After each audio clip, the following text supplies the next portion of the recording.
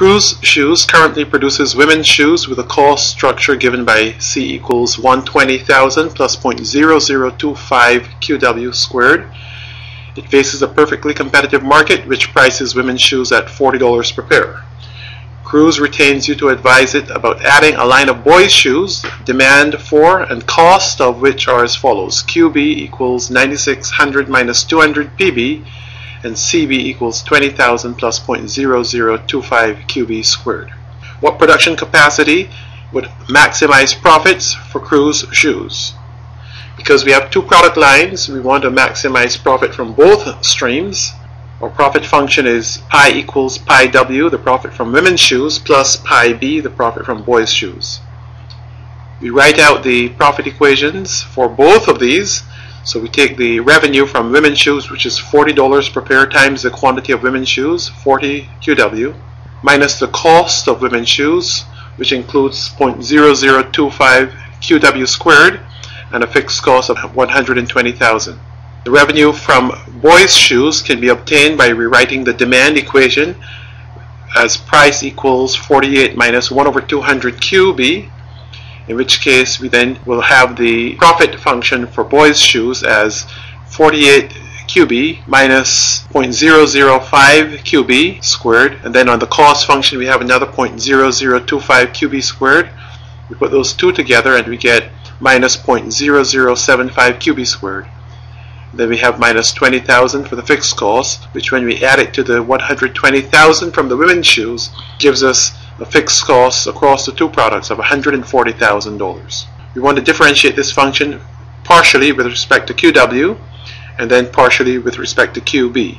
This way we are asking the question, what is the marginal profitability from women's shoes? And we want to set the marginal profitability equal to 0 to make sure that we maximize the profit to be obtained from each product. There are two terms in QW in the profit function, so when we differentiate we'll get two terms. There are also two terms in QB. Again, when we differentiate that function, we'll have two terms in our differential. The first derivative with respect to QW gives us 40 minus 0.005 QW equals 0, which tells us QW is equal to 8,000. We're already told that the price of women's shoes is $40.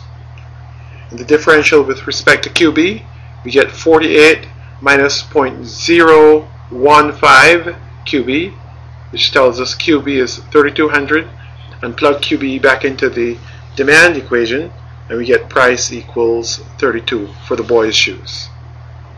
It is relatively straightforward now to obtain the profit. You plug the various solutions we have for the prices and the quantities back into the profit function and we obtain a profit of $96,800.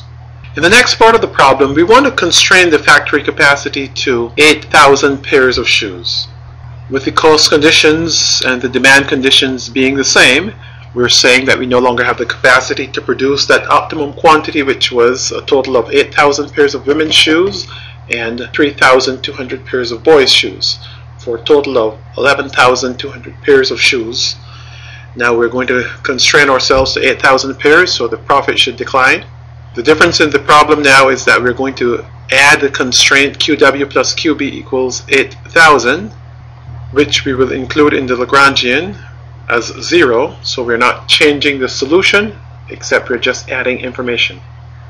We've just added one more term in QW and one more term in QB, so when we differentiate, instead of the two terms we got earlier, we will now have a third term in the differentials, which is minus lambda.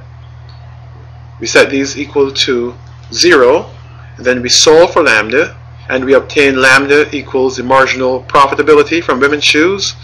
It's also the marginal profitability from boys' shoes. When we equate those together, we get 0.015 QB minus 0.005 QW equals 8.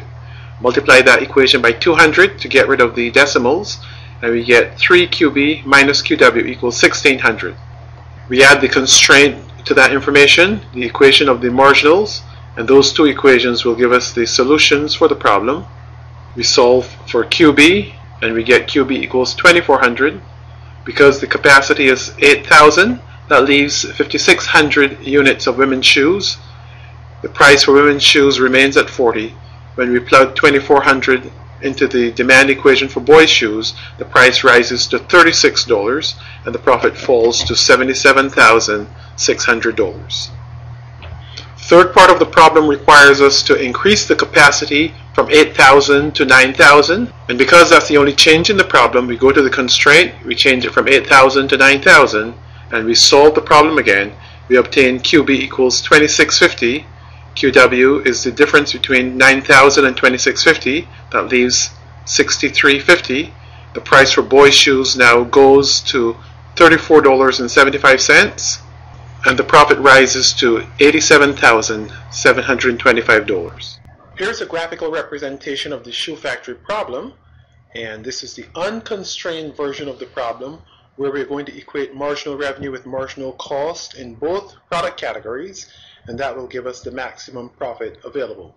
The calculation of marginal revenue equal marginal cost in both cases can be readily determined, and we see that the price for boys' shoes will be 32 and the quantity will be 3,200. We plug those prices and quantities into the profit function and we obtain a profit of $96,800. In the constrained version of the problem, we need the horizontal axis to sum to 8,000 in this case. And you recognize that because the unconstrained quantities sum to 11,200, that when we cut back the quantities, that we're going to cut back on both the quantity of boys' shoes and the quantity of women's shoes, and the equilibrating condition will be that the marginal profitabilities would be equal across the two product categories. In other words, the vertical distance between the marginal revenue and the marginal costs in each case will be the same, and that helps us to determine the quantities that will be produced, subject to the constraint that the quantities must sum to 8,000. So here we have the marginal profit equations. When we set them equal to each other, we get the quantities for the constrained optimization problem. In this case, the quantity of 8,000 as our constraint. So the question arises, what do we learn from this problem? We learn that when there is a constraint on the optimum quantity, the profit will be lower, the price will be higher, or the profit margin will be greater than it would be in the unconstrained problem. So here we see that the firm would ideally want to produce 3,200 pairs of boys' shoes at a price of $32, but that the optimal decision is to produce 2,400 at a price of $36. You're not maximizing the profit on the product, but you're maximizing the profit on the factory, given that both processes have to respect the constraints.